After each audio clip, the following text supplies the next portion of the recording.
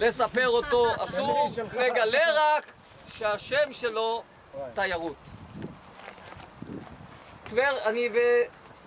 בקצרה אני גם אזכור את הדברים, ועל חלק מהדברים זה אנשים שכבר דיברו היום על האתרים השונים, ותודה למדריכים שהדריכו את קבוצת סוכני הנסיעות באתרים הנפלאים שיש סביב לטבריה. לטבריה עצמה עדיין לא נכנסנו, ועוד נכונו לכם הפתעות במשך הימים הקרובים באתרים השונים שבתוך טבריה. המסגרת שלכם בתור סוכני נסיעות זה היה כשבוע ימים של ימי עיון וסיור בטבריה ובסביבתה. טבריה, להבדיל מהרבה ערים אחרות בארץ ישראל בתקופה של בית שני, נבנתה על ידי יהודים למען יהודים.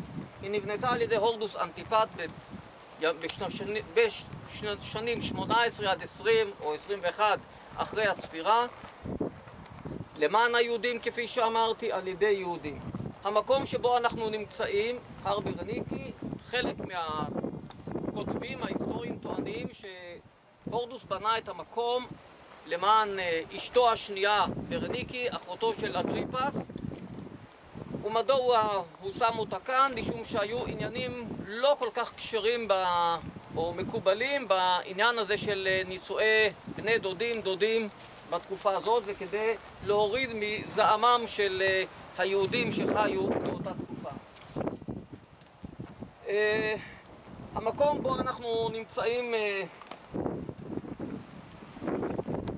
מקום שלדעתי ממנו נשקפת העיר טבריה בכל הדרה, או מה שאני קורא ברחוקה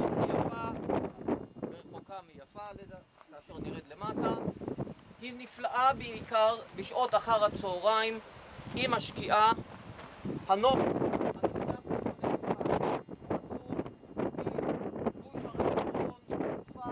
רמת כורזים, סובב כנרת ורמת הגולן.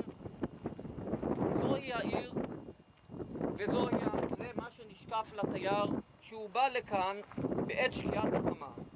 הרומנטיות של המקום בשעת מנחלת ערב הם הבסיס שבחרתי בו להדריך אתכם כאן.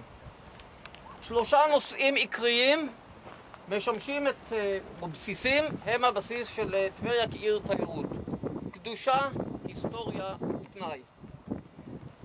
הם המאפיינים את טבריה, אבל טבריה זאת לא רק העיר מבחינה מוניציפלית, אלא כל המחוז סובב כנרת שהשלטון קבע אותה כמרכז לסובב כנרת, ולכן גם כל התיירות שסביב העיר גם היא נכללת או יכולה להיכלל במסגרת הזאת שנקראת טבריה כעיר תיירות.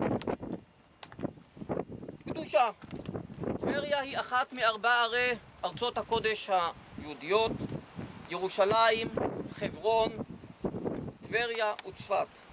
כאן כבר הסבירו מלומדיי הקדומים, כאן ישבה הסנהדרין בסוף מסעותיה משנת 240 לערך לספירה עד לדעיכתה במאה החמישית עם ביטול מוסד הנשיאות. אחר כך עוד היא המשיכה לתפקד בצורה כזאת או אחרת, אבל למעשה עם ביטול מוסד הנשיאות גם קרנה של הסנהדרין כגורם משפיע בעם היהודי ירדה, וגלות בבל עם הגאונים שבבבל למעשה ירשו את טבריה כגוף המוביל מבחינה הלכתית יהודית לעולם היהודי.